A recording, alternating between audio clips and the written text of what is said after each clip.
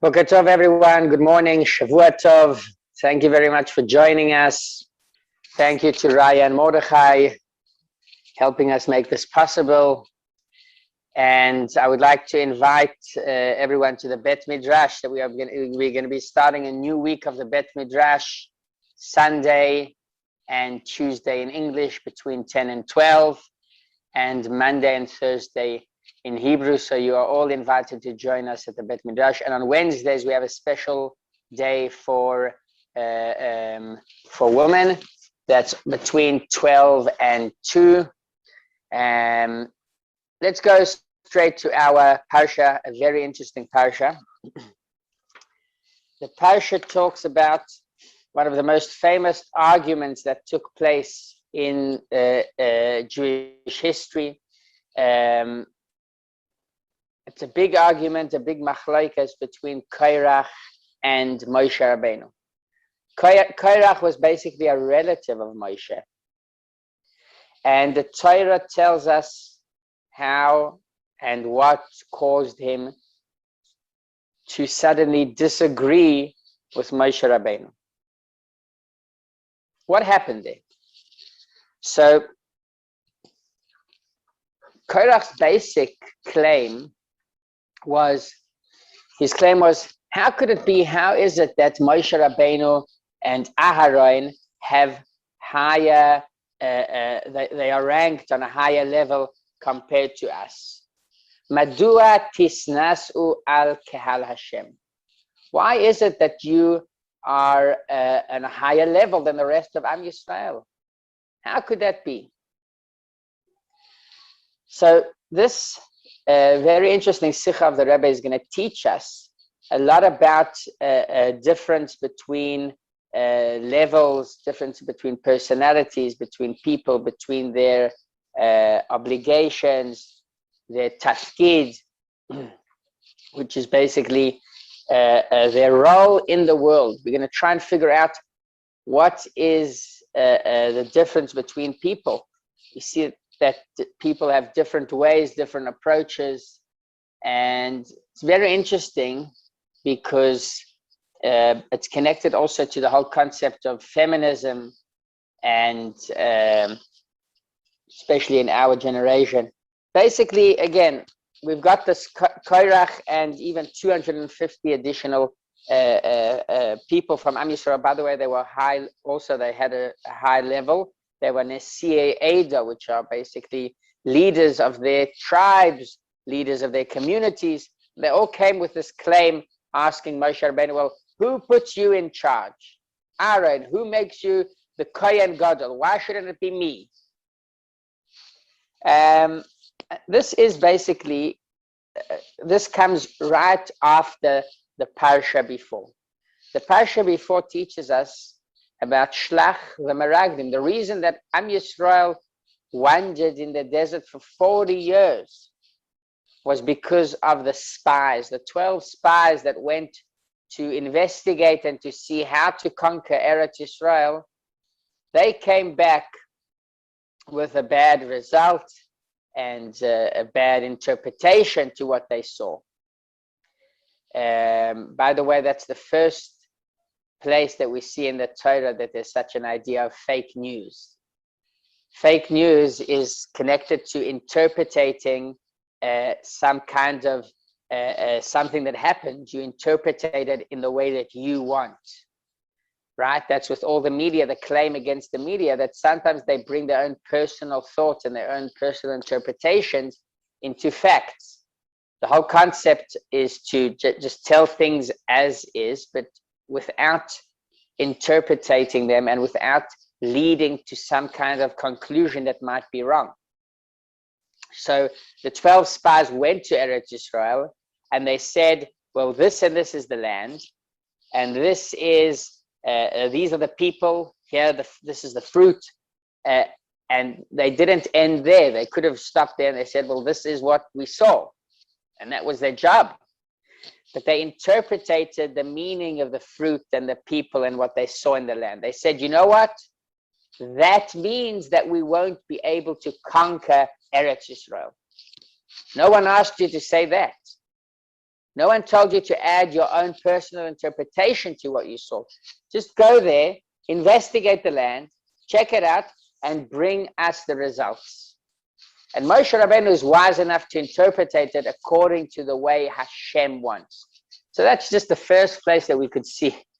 It's between fake news and trying to, in Hebrew they call it handasat toda'at, trying and engineering the consciousness or something like that. So that was the previous parsha. What was basically, according to Chassidut, what was the claim of the Meraglim? The Meraglim were very special people. These 12 spies were leaders of their tribes, the leaders of Reuven, Shimon, etc., etc. So how could it be that they came to such a bad conclusion? The truth is that they did not want to enter Eretz Yisrael. They did not want to enter Eretz Yisrael because they wanted to stay in their comfort zone. They wanted to stay in the desert. They didn't want only 40 years, they wanted it to continue on and on because it was so comfortable there. You had no worries about food. You had the man falling directly to the entrance of your house. Water, the well of Miriam. Clothing, air conditioning. They had these special ananei kavod, these clouds that maintained their clothes. The clothes grew according to them, cleaned their clothes. It was a special time, and the Meraglim did not want to end this time. They could sit and learn Torah all day, and that's what they wanted to connect to Hashem in that way and in that level. So now we can see that the Meraglim weren't bad people. They had good intentions, but it's not what Hashem wanted. Hashem didn't want us to stay in the desert, even though we'd be learning Torah in the best way possible, in the most comfortable way possible.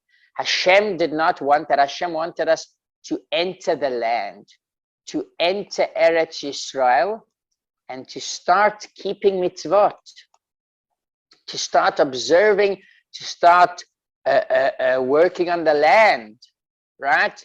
We needed to create our own food. There was no man falling from the heaven. We needed to work very, very hard. And that was the purpose of the mitzvot. There's many, many mitzvot that are called mitzvot hatluyot ba'aretz. They depend on the land. If you are in Eretz Yisrael, you're obligated to give, to do certain mitzvot that have to do with the land. We are entering a very special year called Shvi'it, the 7th year where we are not allowed to work the ground. We are not allowed to grow anything. We are not allowed to water trees. This is a special mitzvah that belongs only to Eretz Yisrael. So we get a lot of fruit from overseas because Eretz Yisrael has a very, very special connection to Hashem that causes a special mitzvot to apply. Now, that's basically what happened in the previous parsha, which means that this was the negotiation between the Meraglim and Moshe Rabbeinu and HaKadosh Baruch Hu. The Meraglim wanted to stay in the desert and continue serving Hashem with prayer and with studying Torah without any worries. And Hashem told them, no, the purpose is to enter the land and to observe mitzvot with some kind of struggle, with a hard-working style of life. And that is the whole purpose. And here's where Korach comes in. This is the exact point where we finish our parsha and Korach enters with his argument. Korach enters with his argument and he claims, well, Moshe Rabbeinu, if that's true that you want us to enter Eretz Yisrael and to observe mitzvot, why is there a difference between me and you? Why are you considered to be on a higher level? If we would stay in the desert and our worshiping Hashem would be connected to Torah, then I understand. I understand that there is a big difference between me and you. You on a higher level. Your understanding is higher than my understanding. Your kavanot, your meanings, your intentions are on a higher level. Your neshama is on a higher level. But you said that the point isn't to stay in the desert and to serve Hashem in the desert, disconnecting ourselves from the world, just studying Torah there with no worries. You said that the whole point is to enter Eretz Yisrael and observe mitzvot gashmiot, physical mitzvot, physical obligations. Then, in such a case, there's no difference between me and you. We would both work on the ground in the same way. We would both bring Truma and Maaser in the same way. There's a big difference between learning Torah and doing mitzvot. Learning Torah is all about the neshama, all about the understanding, all about the connection to Hashem. Then we can understand that there's a difference between the leaders and the simple people. But when it has to do with physical work, with technical mitzvot, what is the difference? Who puts on the tefillin? If it's Moshe Rabbeinu, the highest tzaddik, or if it's some other simple person. They do it in the exact same way. This is the claim of Korach. This is what basically bothered Korach and his whole organization, whatever they had there. There's 250 special people. They said, well, you know what? Times are changing. It's not anymore about just learning Torah and being isolated from the world. If that was the case, then of course, each and every person has his level, where his neshama, where his soul is connected to. The level of understanding of the Torah. Not everyone understands it in the same way. Some people understand it in a basic, simple way. Others understand it in a deeper way. We know that the Torah has the pardes, 5 levels, the pshat, remez, drush, soid, and even higher than soid. So that was basically the claim of Korach.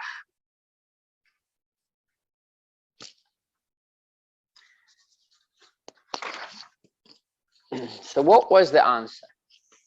It's a good claim, right? It's a good claim. Times have changed. You don't want us to only learn Torah. You don't want us to be isolated from the world. Well, in that case, you are going to need to say that there's no difference between other people and us. Moshe Rabbeinu, no matter how high and special you are, still not on the same level as, it's still the same level as someone else that does the exact same mitzvah. What is the difference? Moshe Rabbeinu gives a coin to charity, and another person gives another coin to charity. It's the exact same thing. That was Korach's claim. What is the answer? It's a good claim. What is the answer? What does Moshe Rabbeinu tell them? The pasuk says the follows: Boiker v'yoida Hashem es asher loi v'es hakadosh v'ikriv eilov. Moshe Rabbeinu tells them, you know what? We're going to do an experiment. Let's wait till the morning. You'll bring the ktoires, which is some kind of special mix of all kinds of spices that they used to bring in the kodesh. They used to bring it on top of Mizbeach HaZahav. This ktoires was brought every single day in the Beis HaMikdash, and we know that it had special powers. It stopped a plague. We're going to read about it soon. And it killed Nadav and Avihu. The 2 sons of Aaron played around with this Ketores, and they ended up passing away. So this Ketores wasn't just a game. Moshe Rabbeinu says, you know what, if you're serious about becoming Kohanim Gedolim, special Kohanim, then we know that there's a way to check it. You're going to take the Ketores, you're going to try bring it and serve it to Hashem. If he'll accept it, great. If not, then you're going to die, and that will prove the point that Hashem only wants Aharon to be the high Kohen. But the question is, the first word that Moshe says, Boker. We all know Boker means in the morning. Why did Moshe Rabbeinu wait till the morning? Why did Moshe Rabbeinu need to wait? He could tell them, well, you know what? Let's now check out who is right. Bring the Ketores, bring everything. We'll give 1 to Aharon, 250 to you, and let's see. Let's do the experiment right here and now. Would be a better claim. Why do we need to wait till the morning? So Rashi brings 2 explanations. The first one is very technical. Rashi says, Moshe Rabbeinu wanted to give them time to think it through. Moshe Rabbeinu told them, you know what? Let's wait till the morning. Moshe Rabbeinu was hoping that until the morning they would regret, they would return to Hashem, they would do tshuva, and they would give up this claim. But there's another explanation to Boker, morning. And this explanation will explain to us Moshe Rabbeinu's deep answer to the question of Aharon. Aharon had a good claim, a good question. Moshe Rabbeinu says, Boker, morning. What is so special about the morning? There's light in the morning. There's light in the morning, and this light represents the light of Hashem in the world. The light of Hashem in the world that is caused through mitzvot. It's caused through our good deeds. In other words, it's interesting because in the words of the Alter Rebbe we can find it, right? It says, the Alter Rebbe says, Tshuva u'ma'asim tovim. The Alter Rebbe says, ma'asim tovim, good deeds. Why do we use this expression, good deeds? Just, you could say deeds. Deeds that we are doing towards Hashem, of course they are good. Of course they serve the purpose of listening and obeying what Hashem wants from us. Why do we call it good deeds? What is the point of claiming that they are good? This is the concept of mourning. Because there's got to be light to our mitzvot. We know that when Hashem wants us to do a certain mitzvah, so we are basically purifying the world. We are building for him a dirah here in the world, and a house in the world. That's basically the idea of all the mitzvot. We can make sure that the house would be just a house.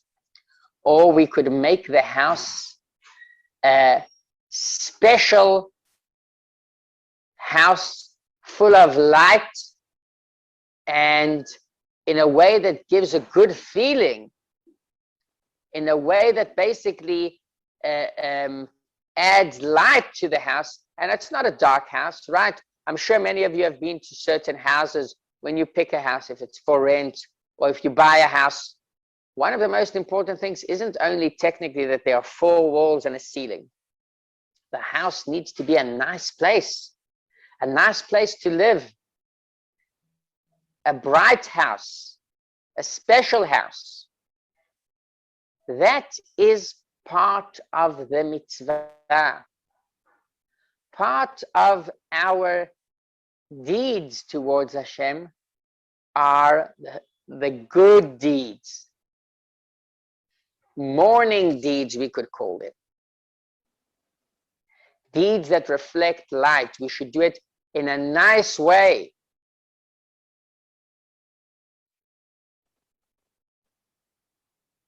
This is the answer of Moshe Rabbeinu to Korach. Moshe Rabbeinu tells Korach, you know what? You're right. When we do a mitzvah, there is no difference between me, you, and any other Jew. We all do it equally in the same way. We all give that same coin to charity. But besides the actual deed, there's the good deed, the light that we bring to the world with this deed. And there's a difference between me, you, and anyone else. I do it with a certain intention. You do it with a certain intention. And other people do it also in a different intention. And this is why it's so important to remember that although we're not talking about just learning Torah all day, it's now about the mitzvot, but there are two parts to the mitzvah, two parts that you can't really separate the two. You can't separate the two because when you do a mitzvah, you've got to make sure that it's a good mitzvah. It's a good deed.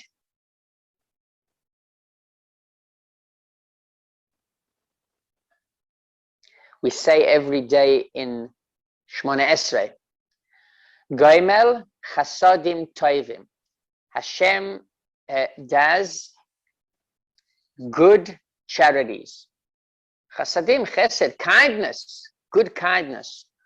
Why do we say good kindness? Kindness is good. Isn't it understood? Why do we say good kindness? The truth is that sometimes kindness doesn't have to be 100% good. The emphasis that the Torah tells us is that the ma'asim, the deeds, the good mitzvot that we do have to be also good. They have to light, they have to shine. So this is basically the answer that Moshe Rabbeinu gives to Korach, and that's why he says, Boiker, wait till the morning. He's telling him, you've got to understand, there's not only the mitzvah that everyone's equal, but there's the intention behind the mitzvah that comes with the mitzvah, and there is a big, big difference. And that's why there's Moshe Rabbeinu, Aharon on a higher level, and then comes Korach, a lower level, and then there are other, the rest of Am Yisrael, each and everyone according to his level and according to his ma'ala. By the way, here we come to talk a bit about the idea of feminism. And one of the most interesting ideas that the Rebbe says about it is that instead, sometimes the movement of feminism causes the woman to feel that they aren't good in their position and they have to act the same as men. There's the royal model, who's the men, and the women have to always be the same as them. That's the goal. You've got to make sure that they'll go to their level. The Rebbe says that's the bad approach. It's showing that the women as women aren't good enough. And the Rebbe says that each and everyone has their own advantage, has their own uniqueness, their own speciality. And by the way, and that's why there's no point in trying to act like someone else, saying, well, the way that things should be are the way that men do it. And women always have to chase that model and try and be like them. That concept, theoretically, the idea behind it is basically telling women that they aren't good the way they are. And that's wrong and that's terrible. By the way, we were talking about light to the mitzvah. And we know that there's a special mitzvah for women to light candles of Shabbat. The lighting of candles of Shabbat basically bring light to the world, light to the house. And that is one of the difference between the obligation of men towards the mitzvah and women towards the mitzvah is that men, they deal usually with the technical part of the mitzvah. But the women bring the light to the mitzvah. They make the mitzvah a special mitzvah. That's why we see that they deeply connected to the mitzvah of lighting candles. There are many, many stories about this concept. I would just like to mention one. We might have spoke about it once. But one of the ideas is that that there was once a person that he needed to buy an esrog, and usually he used to save up money for this esrog. And he had a box on the side. One year he comes 10 days before the Chag, opens the box, and he sees that it's empty. Someone obviously put his eye on that box, saw that there's a lot of money there, and just opened the box and took out all the money. He was very upset, and he spoke to his wife about it. So what his wife did was basically she went and she sold one of her jewels. She received the money and she gave it to her husband. Her husband went and bought esrog from the money of the jewel. Now, there's another part to the story, that the husband saw her when she got those coins. She sold basically the jewel. She got coins in return. She sat and she cleaned up the coins. She showed how precious and special this mitzvah is to her. And that's why she said, well, she's not going to give dirty coins to the person selling the etrogim. She wants to give clean coins that shine, to show how much she appreciates this mitzvah. The family name of this family became Even Chen, which is a special jewel. They changed the family because of the story. But once again, it shows us that it's not only about the technical part of the mitzvah, it's about the way that we do the mitzvah. We want to shine, we want to make the mitzvah light, we want to make it a boiker, a morning. This is the idea about the argument between Korach, who had a nice claim. It was a good claim because it comes right after the Meraglim.